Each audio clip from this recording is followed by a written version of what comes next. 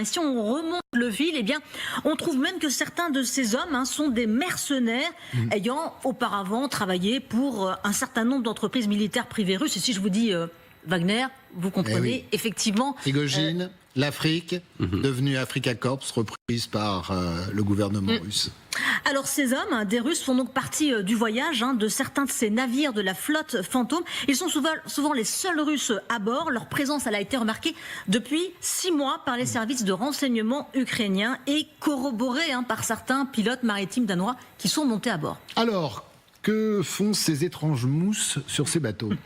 Alors c'est bien cela la question. Selon une source du renseignement occidental, ces hommes ont pris au moins une fois des photos d'installations militaires européennes depuis l'un des navires. Des hommes qui se seraient aussi livrés à des actes de sabotage. Ces Russes surveillent aussi tout simplement les capitaines de ces navires fantômes pour veiller aux intérêts du Kremlin. Alors on va prendre un exemple, celui du Borachai. On le connaît, ce navire fantôme qui a d'ailleurs changé de nom plusieurs fois. Il a pris aussi d'autres noms. Il est parti de Primorsk près de Saint-Pétersbourg le 20 septembre. Vous le voyez.